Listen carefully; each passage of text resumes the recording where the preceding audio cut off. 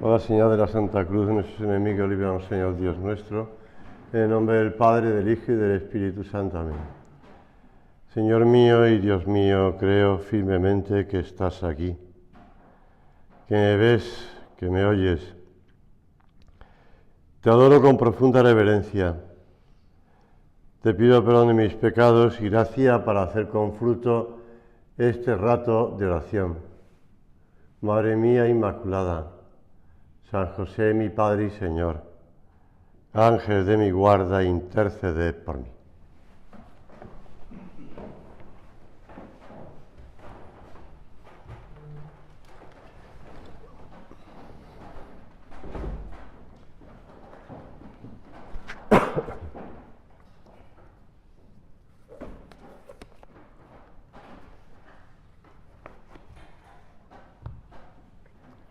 Las malas lenguas, y puedo citar algunos en concreto, pero no de aquí, pues siempre hacían llegar el rumor de que un lugar de mi población natal, de San Fernando, Cádiz, pues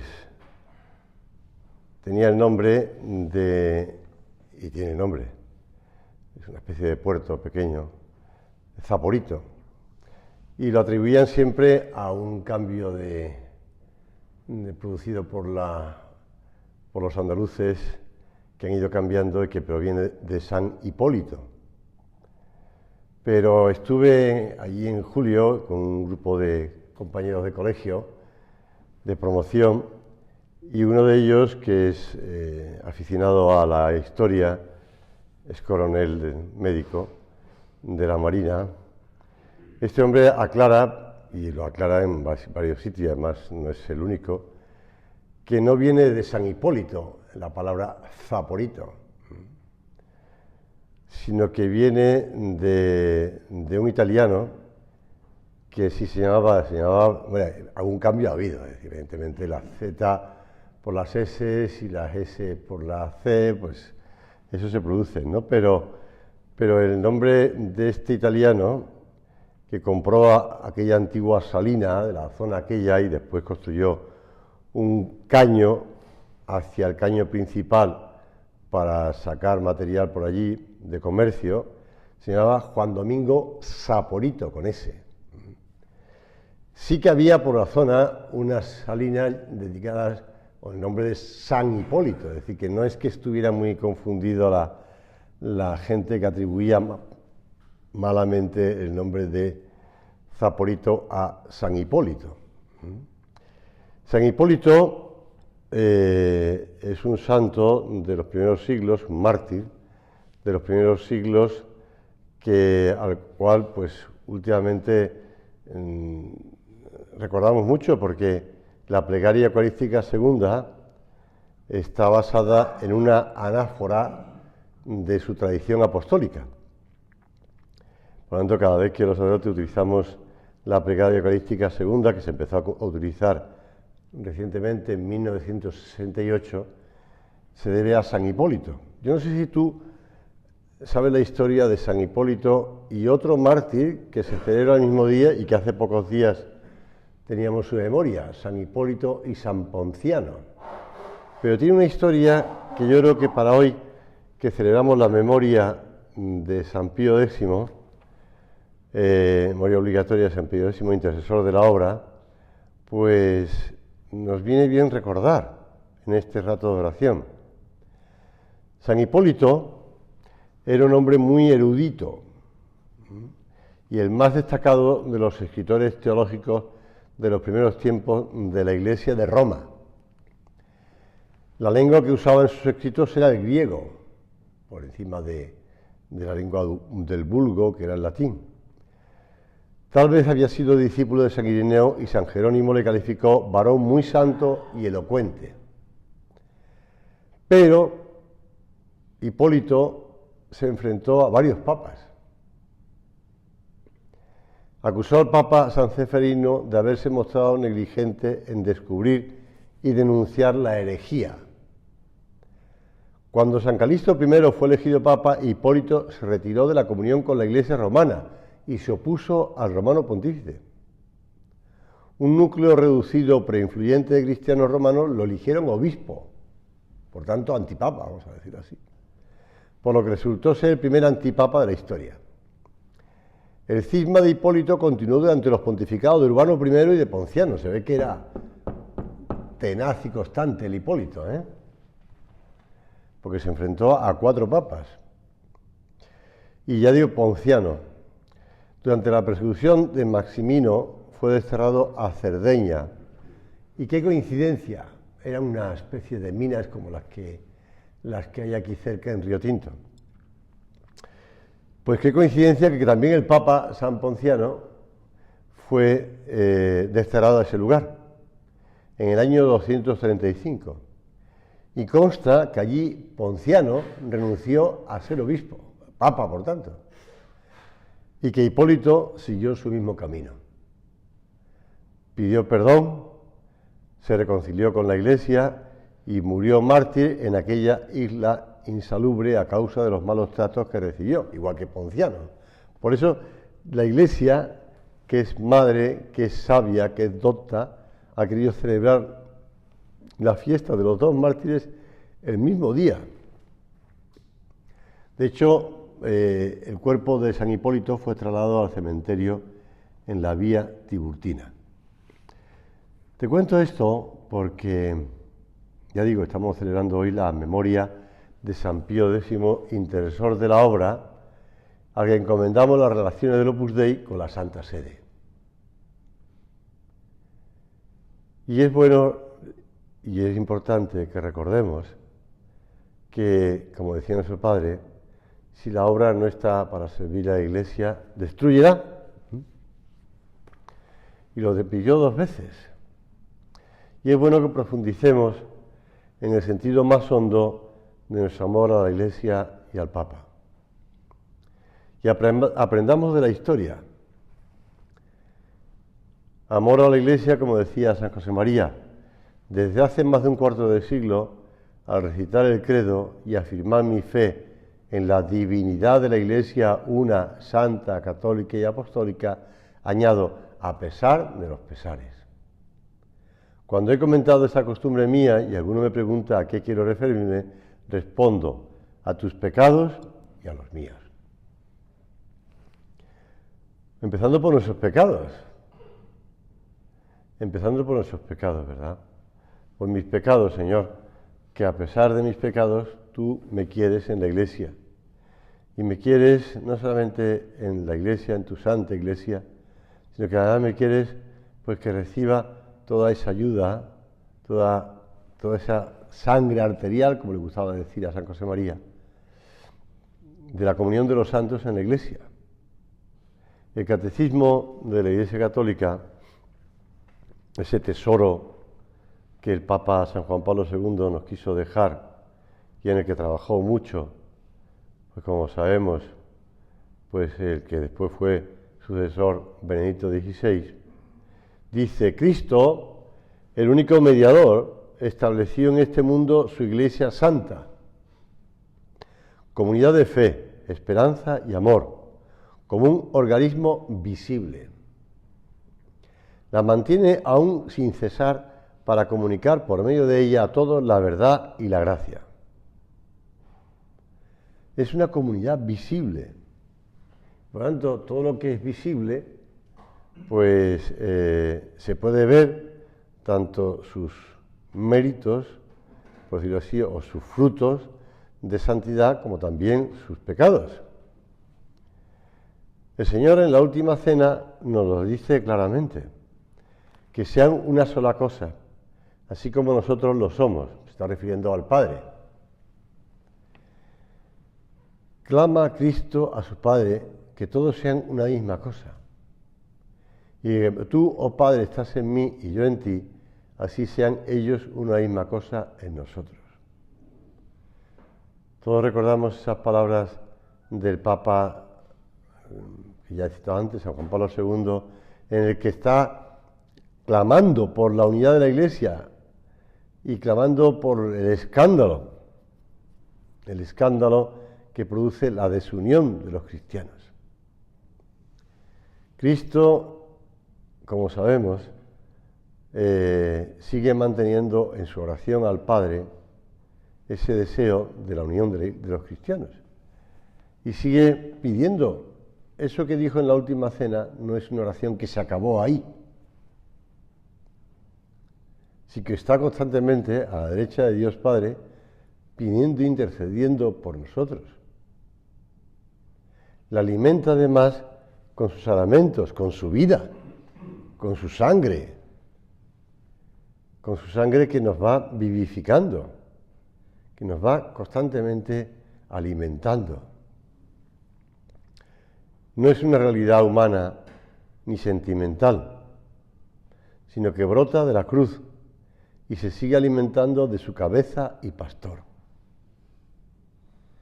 En la oración sacerdotal que te he dicho antes, que recoge San Juan en esos capítulos suyos de la última cena,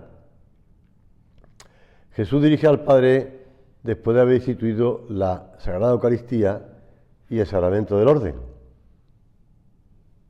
Y esas palabras que repetimos todos los días en las preces de la obra, ut omnes unum sint, sicut tu pater in me et ego in te. Usit unum sicut en nos unum sumus. Lo repetimos todos los días en las preces y es bueno que los recordemos y ahora también la repitamos.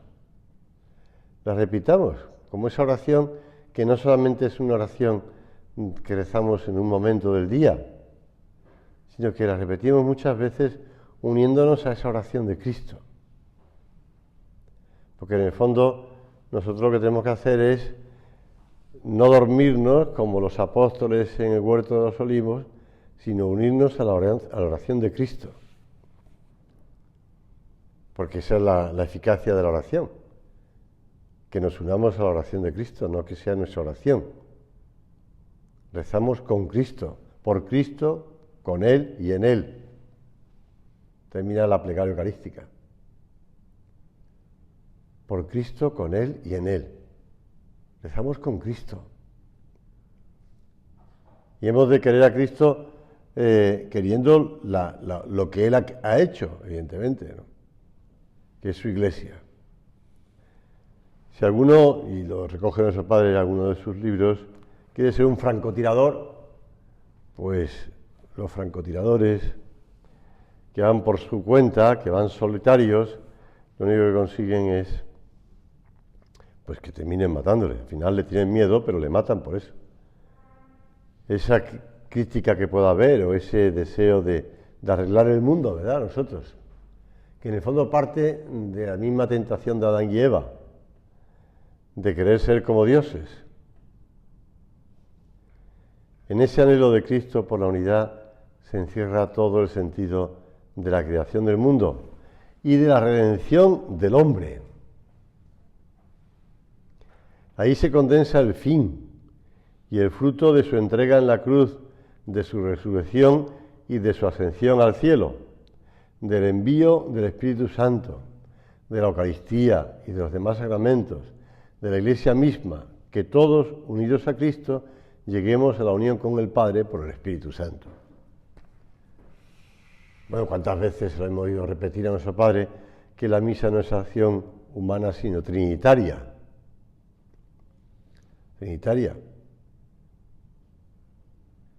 Por eso cuando, comentando estas palabras de Jesús, te decía antes el Papa San Juan Pablo II, decía, la comunión de los cristianos no es más que la manifestación en ellos de la gracia por medio de la cual Dios los hace partícipe de su propia comunión, que es su vida eterna.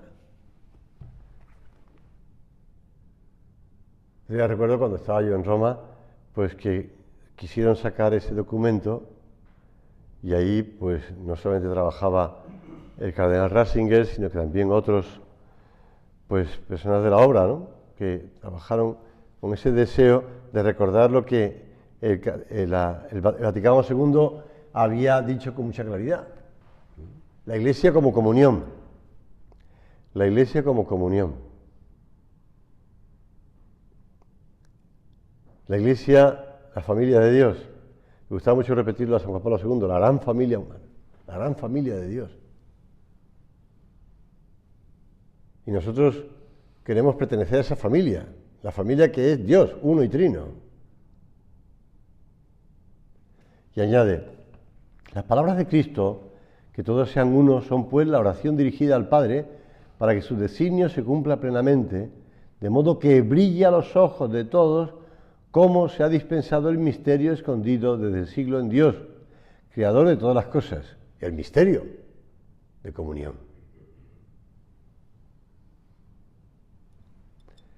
Y añade, esto es en la Unum Sim, creer en Cristo significa querer la unidad.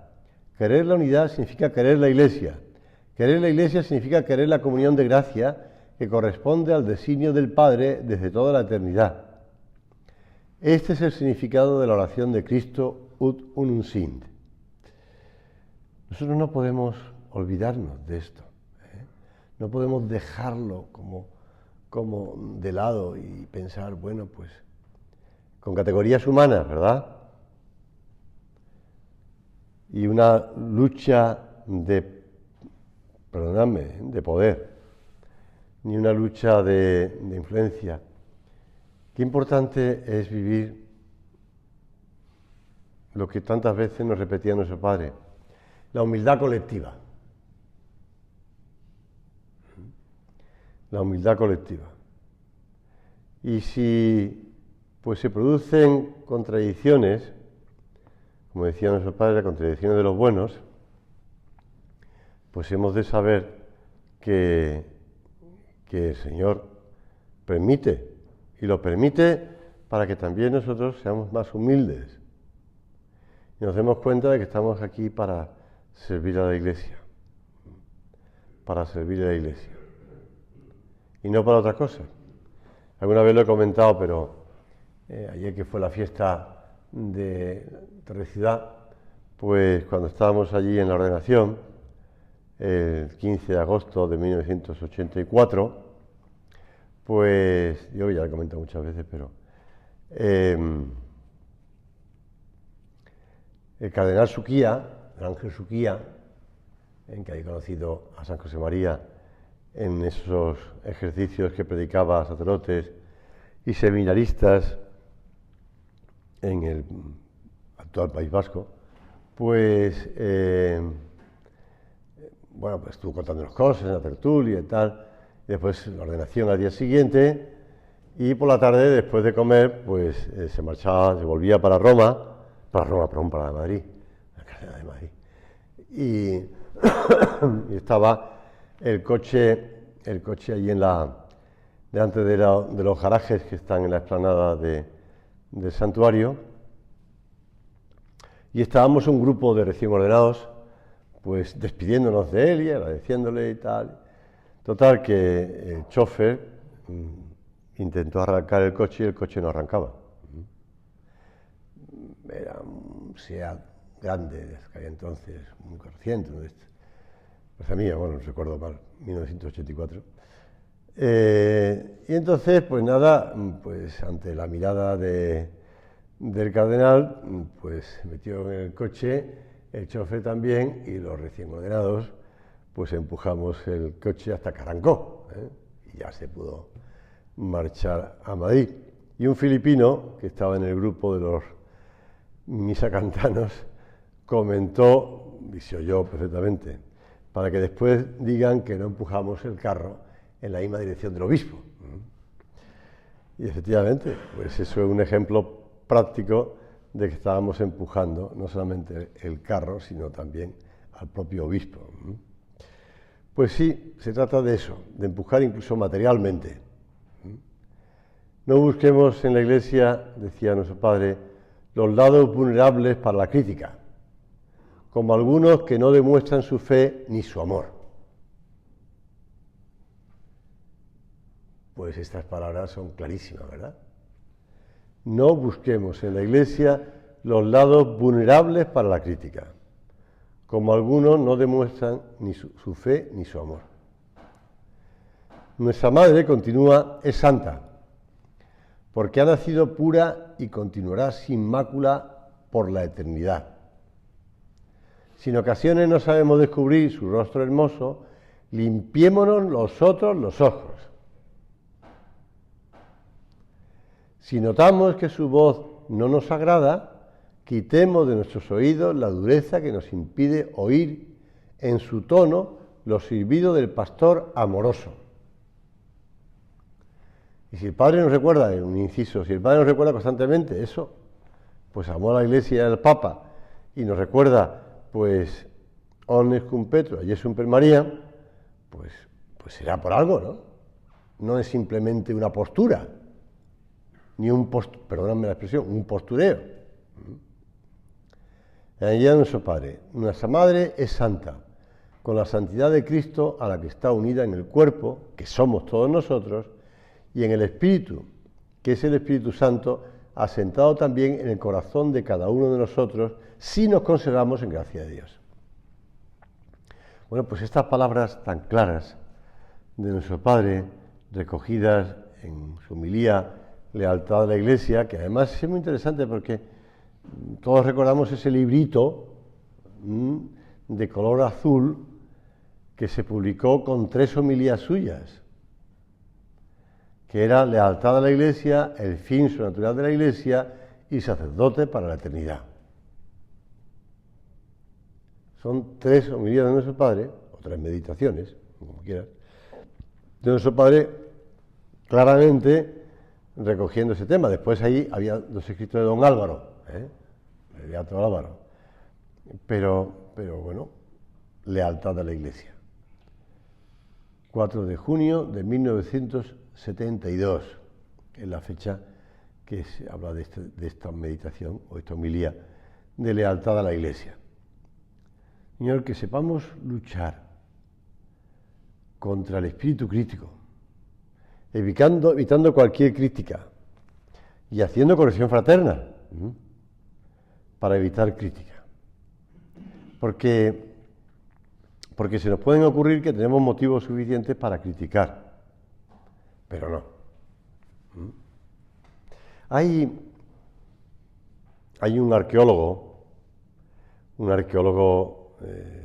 religioso, sacerdote, católico español, experto mundial en arqueología cristiana, ya fallecido, pues no hace muchos años, que, bueno, puedo decir el nombre porque tampoco pasa nada, González Echegaray, que este hombre, en uno de sus libros, le digo que tiene muchos, de arqueología, pues uno de sus libros está explicando cómo en Cesarea de Filipo hay una gran peña,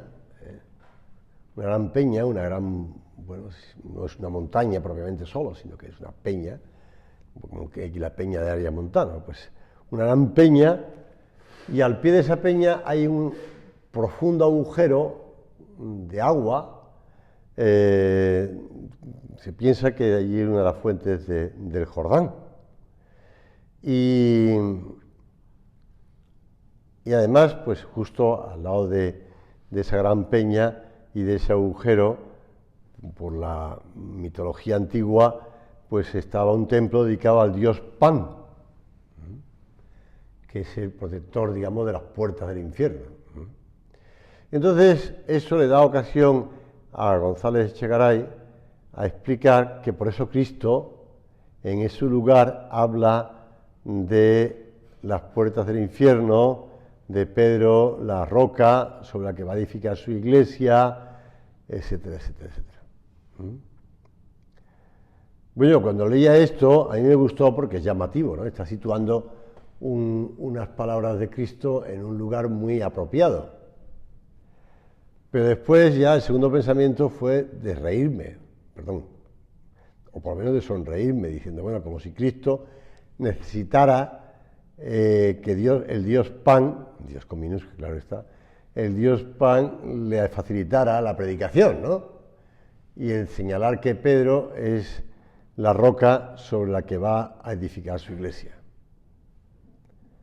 Cristo, nuestro Señor, no necesitaba ni de la roca de Cesarea, ni de la fuente del Jordán, ni del agujero que protegía el templo del Dios Pan. Cristo sabe lo que va a hacer, lo hace con conocimiento claro, con esa sabiduría divina y con ese hacer humano, pero pasa por encima, digamos, de las realidades físicas, ¿no? Simón, hijo de Juan, porque no te ha revelado eso ni la carne ni la sangre, sino mi Padre que está en los cielos, y yo te digo que tú eres Pedro, y sobre esta piedra edificaré mi iglesia, y las puertas del infierno no prevalecerán contra ella. Te daré la llave del reino de los cielos, y todo lo que ates sobre la tierra quedará atado en los cielos, y todo lo que desates sobre la tierra quedará desatado en los cielos. Nada de agujero con el nacimiento del Jordán, ni Dios pan, ni roca. Cristo habla iluminado por el Espíritu Santo. Y San Ambrosio ha escrito las famosas palabras, ubi Petrus ibi ecclesia. Donde está Pedro, allí está la iglesia. Y nosotros podemos añadir, donde está Pedro y con él la iglesia, allí está Cristo. Señor, que lo repitamos muchas veces, que lo sepamos con esa claridad de San Ambrosio, ubi Petrus ibi ecclesia. San Ambrosio de Milán, que también pasó persecución, también fue perseguido San Ambrosio por defender la doctrina de Cristo. Muy claras son las palabras de San Cipriano de Cartago, que otro que también sufrió martirio. No tendrás a Dios por padre quien no quisiera tener a la iglesia por madre. Además de amar a su madre, un buen hijo la defiende siempre. Y esto es lo que debemos hacer con la iglesia. Ante los ataques, porque no son otra cosa sino ataques a la iglesia, que sufre hoy, y hay que defenderla. Un cristiano no puede permanecer neutral, o quedarse indiferente, o sonreírse cuando se le atribuyen a la iglesia los pecados de los hombres, ni tampoco poner en duda las enseñanzas de la iglesia. Una idea bien clara. En temas de fe y de moral hay un solo criterio que no admite discusión, nos señalaba siempre nuestro Padre, que es el de la iglesia. Y esa verdad hizo exclamar a Santa Teresa de Jesús al final de su vida en el umbral de la muerte. Y mira que padeció ella persecución también, Gracias, Dios mío, porque muero hija de la iglesia. Y es un deber nuestro impulsar a todos los cristianos a que en su vida esté impregnada de amor filial a la iglesia. No olvidemos que el demonio intenta romper, separar, dividir, y empieza atacando siempre por donde se puede ver que es el punto más frágil, que es pues atacando a los, pues eso, por los pecados de los que formamos parte de la iglesia, y atacando pues a esta persona que se le conoce públicamente, o este otro, o esta otra, y hemos de defenderlo. Y hemos de ser, pues eso, una solidez granítica, esa fuerza del granito que mantiene unido. Vamos a terminar la oración diciéndole al Señor que nos ayude a crecer en amor a la Iglesia y al Papa. Y para eso acudimos a la Virgen Santísima, Madre de la Iglesia. Todos recordamos cuando se puso en la plaza de San Pedro pues esa reproducción de ese cuadrito que está en su interior de la Basílica, Madre de la Iglesia. La Virgen estuvo en Pentecostés con la Iglesia naciente. Le pedimos que esté siempre protegiendo a la esposa de su Hijo, a la Iglesia Santa, y que nosotros sepamos seguir los pasos de nuestro Padre, de ese amor y de dar la vida por la Papa y por la Iglesia.